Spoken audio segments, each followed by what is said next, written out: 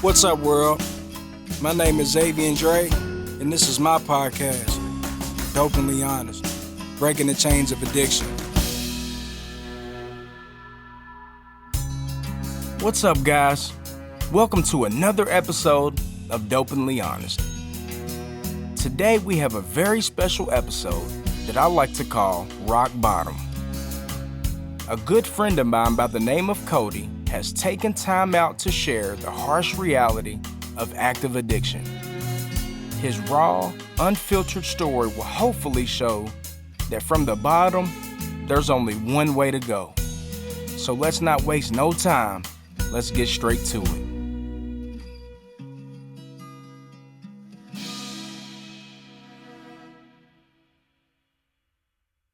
I'm an addict. My name's Cody. My clean date is April the 1st, 2019. But I think what I've been brought here to do, what I've been brought here to talk about, goes back a little bit farther than that.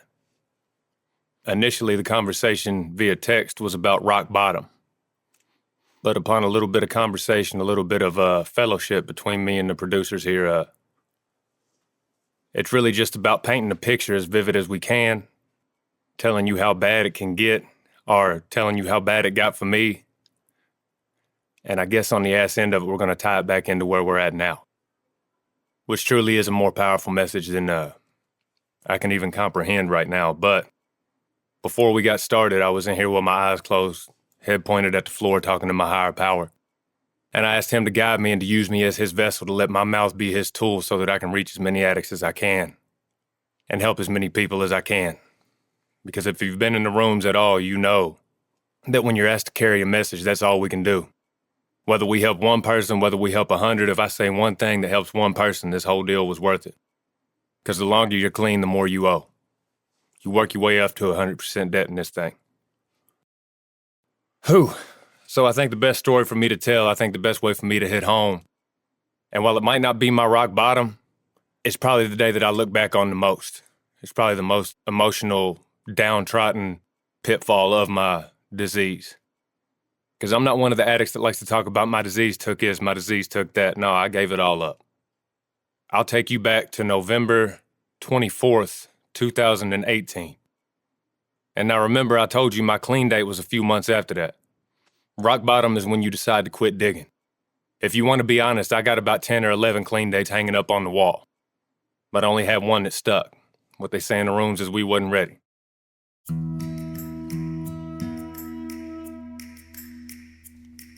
November the 24th, 2018. It was the day before my birthday.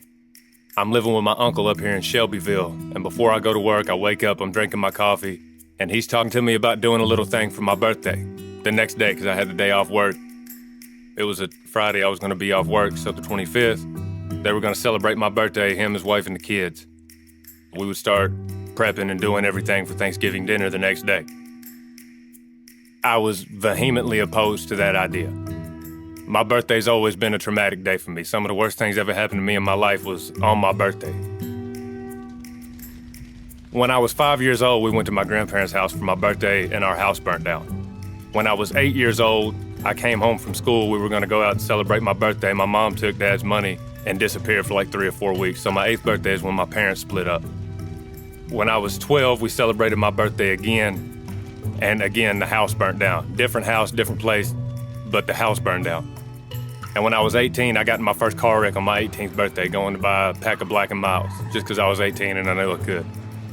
Got in my first car wreck, totaled my Papa's minivan. So I decided a long time ago to quit celebrating my birthday. But when you live in somebody else's house, it don't matter how much you oppose it. If that's what they want to do, that's what they're going to do. Ain't nothing you can do about it.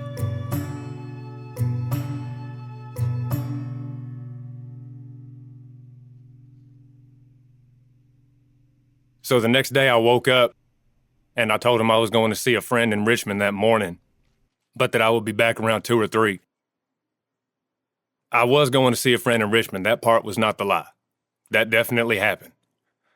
It really wasn't a lie at all. It was just a deception because the friend I was going to see in Richmond had dope, and that's why I was going to see him. And once I saw him and I got the dope, I started out with the H.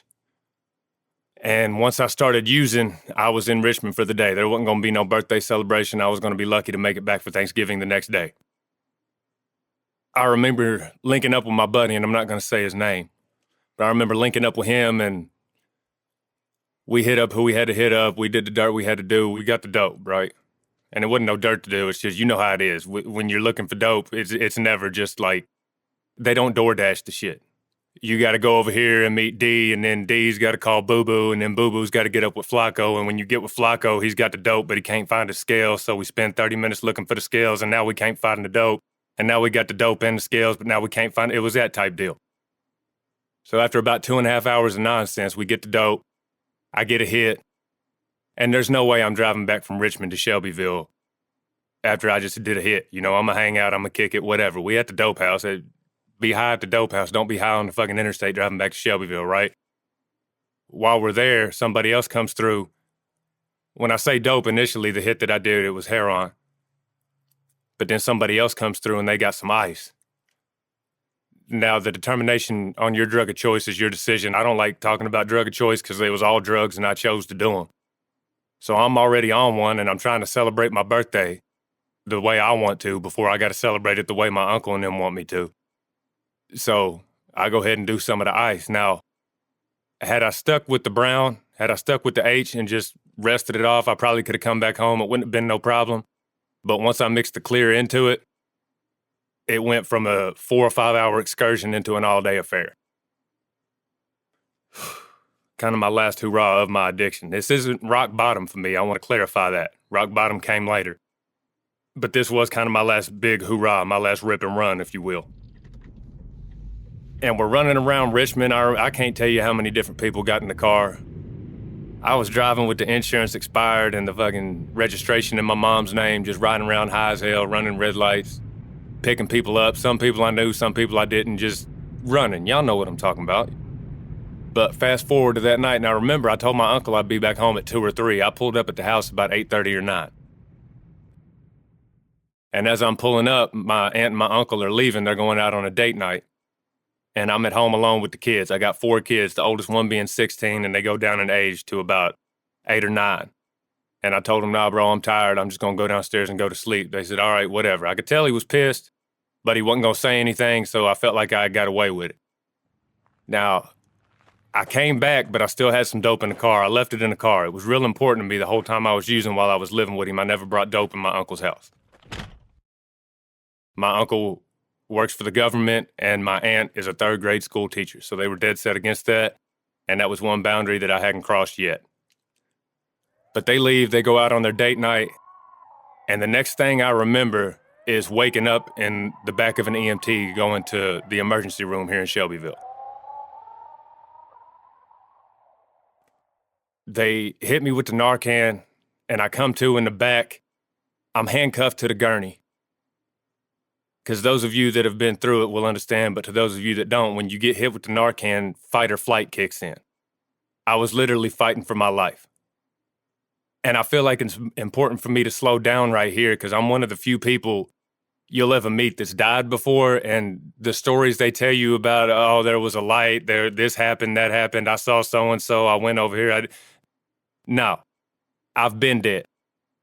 And now, granted, I was unplugged from the source. I wasn't tapped in with my higher power. And I didn't go all the way through. Maybe it was purgatory, whatever. But for me, in my experience, which is all I can speak on, death is nothingness. It didn't feel like I woke up from a deep sleep. It didn't feel no spiritual awakening on the other end of it. It was fear precursed by nothing. I just no longer existed for the time that I was out. I'm telling you, I remember walking down the steps after my aunt and uncle left for their date, and then I remember waking up in the back of the EMT. I had overdosed. And when they hit me with the Narcan, I told you I'm in there fighting. I'm cuffed to the gurney, and I'm rocking as hard as I can trying to get up, and I can't catch my breath for nothing. I probably could have calmed down and sit still a little quicker if I could have caught my breath, but I'm literally, like, they brought me back to life, but I'm still dying. And they're telling me to calm down, they're telling me this, they're telling me that. I hear them say calm down, but I ain't hearing none of that shit. Because I'm about to die, I'm fighting, right? And finally this dude puts his hand on my leg and he squeezes real hard to where I gotta look at him. When I do look at him, he says, son, you need to tell us if there's anything else in your system, because the medicine we gotta give you, if you have anything else in you, We got to give it to you now or you're not going to make it to the hospital. Is there anything else in your system? I said, yes, some meth in there, man. Fuck. How I was able to get that out, I don't know. That was a strength not my own. But sure shit, I felt something cold going through that IV in my elbow, and about 5 to 10 seconds later, I could breathe and it all started calming down.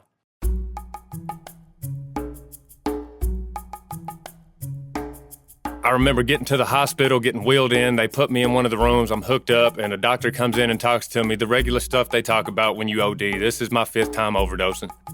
I know what to expect. I know what to go through. But as I'm talking to this doctor, you know, they got you hooked up to the machines, the beep, beep, tracking your heartbeat. I remember hearing my uncle's voice, and when I heard my uncle's voice, my heart went from beep, beep to beep, beep, beep, beep, beep, beep, beep, beep. Fight or flight kicked back in. I was ready to fight. And when I say I was ready to fight, I was in defense mode, because I knew I was fucked up. Speaking to the insanity of the disease, like, how did you see us playing out, Cody? But it didn't matter. Like I told you when I first started talking, the disease didn't take anything from me. I gave it up. The decision I made that day to go back to Richmond, get high as I could afford to get, and then come back to Shelbyville into that man's house, what I did, I stole his peace of mind. I affected his serenity, and I put a hole in the comfort of his home. I put the safety of his children in jeopardy. And all that's hitting me right now as he's walking in here. The doctors and a couple of the nurses stopped him from going in. He couldn't get in, he couldn't talk to me for 2 or 3 minutes until I was able to calm down. And she said, until you're able to calm down, we're not going to let him back here. I said, honey, you might as well take me off of this thing that's tracking my heartbeat because it's not going to stop. And I've got to go home with that man, so this conversation has to be had. So they didn't unhook me from it. I don't know if they turned it down. I don't remember exactly what happened with that, but I do remember him coming in there and talking to me. It wasn't right away. It took him a while before they would let him come back. After that, I remember going home and waking up the next day. Everybody else is cleaning, yada, yada, woo-de-woo. And it's about 9:30 in the morning. I just died last night. My uncle's down there shaking me awake saying, you ain't gonna sleep your ass off all day. Get up. We got people coming over. So what happened after my aunt and uncle had went out to dinner, I went downstairs. I was grabbing clothes to go take a shower, and I fell out on the other side of the pool table. I hit my head on the wall. Next day at Thanksgiving, and I didn't know this till everybody was leaving, the way my family operates, when you fuck up around one of us, you fuck up around all of us. We tell one another what's going on. When something crazy like that happens, everybody knows. So the whole day at Thanksgiving, they was treating me like I had to play. Nobody wanted to talk to me. Nobody was fucking with me. And obviously, I ain't had no appetite. Because the Narcan takes away the H, but ain't nothing I can do to get an appetite when I've been doing ice. So I'm at Thanksgiving with a dry mouth moving like a haunted house, nobody wanting to talk to me. I'm over here like isolated, right where my disease wanted me. There was a picture of me dead in the floor that everybody in the room had saw but me.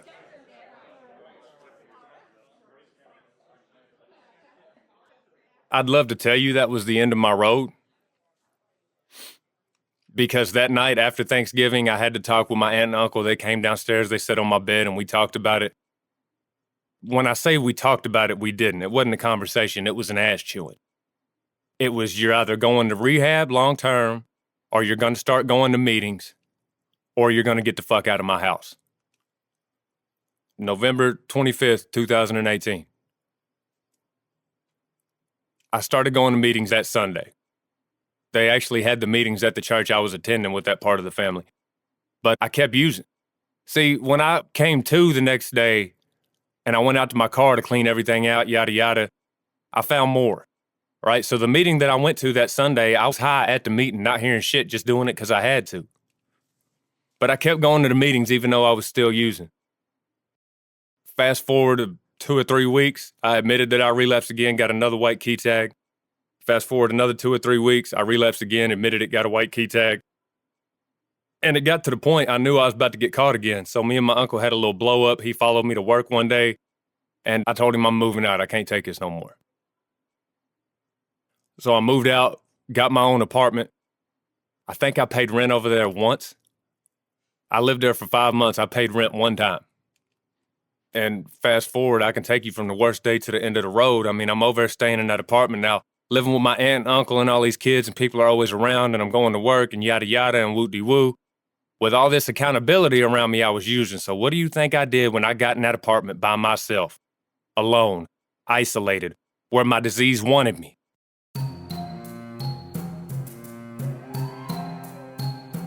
When I tell you I was over there alone too much, you ever heard of somebody overdosing on freedom? Because that's what the fuck I was doing over there. I'm talking about I moved in January.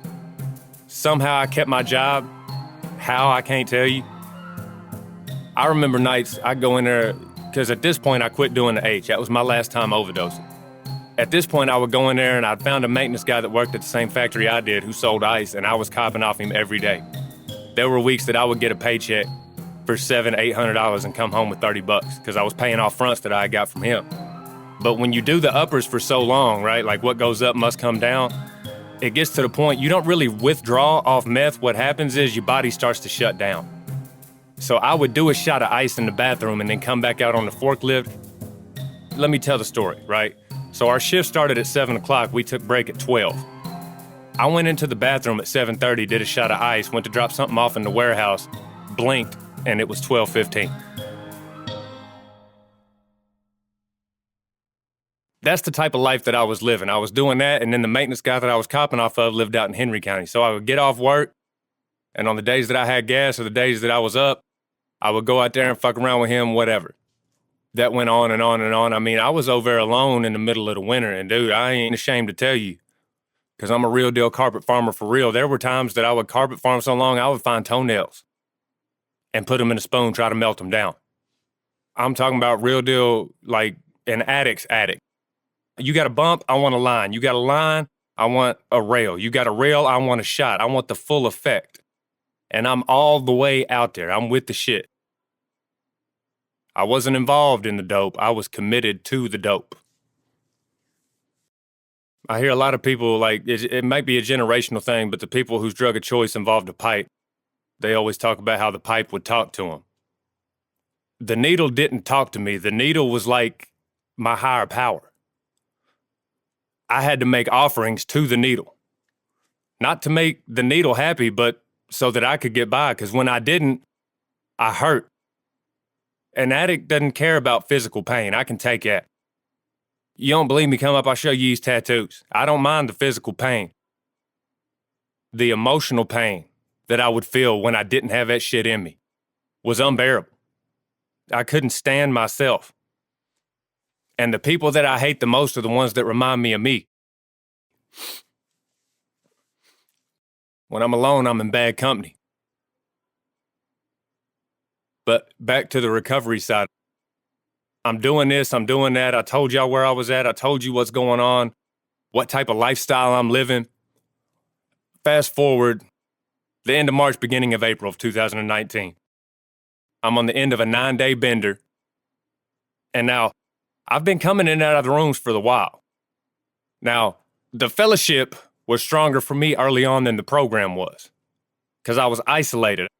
I didn't have anybody to be around. If I wasn't around the people using the dope I was using, I was alone. The only connections I had made in Shelbyville outside of my family were people from the rooms, but I had a distance between them because I was still using. Been up for 9 days, come home, I finally pass out on the couch.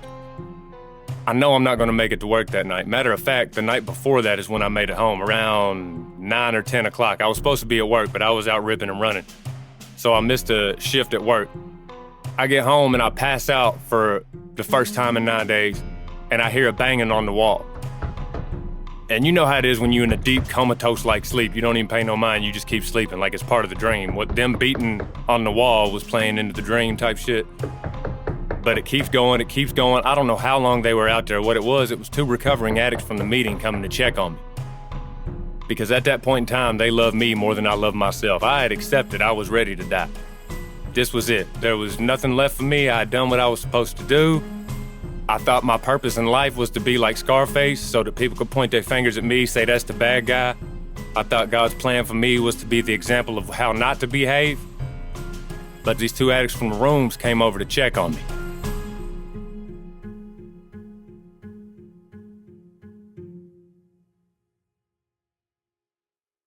You know how powerful that was, bro? You know how hard that fucking hit me that somebody gave a fuck when I didn't? That's where my passion comes from when I'm talking about recovery. When they talk about the therapeutic value of one addict helping another, that's the type of shit that they're talking about. They're not talking about giving somebody money. They're not talking about getting somebody a job. They're not talking about sponsoring a motherfucker and guiding him through the steps. Yes, that's all great. Yes, it happens. Yes, we need that sometimes. That's the kind of help we need.